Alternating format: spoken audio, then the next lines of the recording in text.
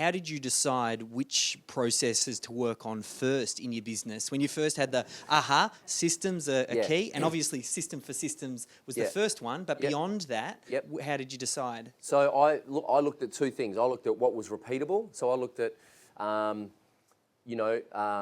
editing a podcast was the first, actually editing a podcast was the first thing that we hired someone else to do. That was something that had to happen every week.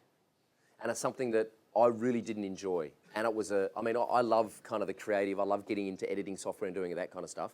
But I realized that that was a complete waste of my time in the business. So it was a time suck for me, and it really doesn't float my boat at this stage in my life. Maybe when I was in my early 20s, I would have liked playing around in Logic and doing all fancy audio editing stuff, but now I'm a bit over it. So I didn't really enjoy it, and it was taking a lot of time. So that was one of the first things that we got rid of. And in order to get rid of that, it's really funny, Mike, hearing you talk about watching your presentation before, just going, I've subconsciously been doing this over the last 18 months without having someone articulate it like that. So we went to Elance, we found a video editor who we hired, and I said, we're going to be doing a podcast every week, and I just want to hire you to work with me to get this right so that I can just stick it in Dropbox and you can do it, and you know exactly what the deliverable is back.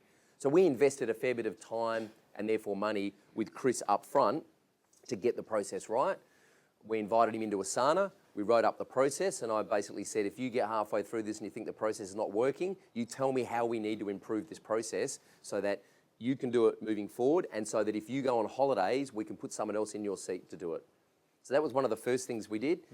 What was taking me time and what I really wasn't enjoying was the first thing, and also then what we could actually pay other people to do. That was another key factor in deciding this. The first thing to systemize was, well, what can I hire someone else to do right now? Like, I knew I could hire an editor. Doing the outreach stuff was probably the last thing that we systemized. I was still doing that, and sometimes I still will do that. Like with Seth and Guy Kawasaki, for example, and Joe Polizzi, I actually emailed them personally, right? Most of our other guests, it will come from Jin, who's in Melbourne, or Michelle in the Philippines. But it depends on the influencer. But even with the influencer now, I don't have to go and think about how to write that email. It's templated and processed. So I can just go and grab it out of Asana, stick it in Gmail and go, oh, yeah, I'm going to change that, and hit send, right?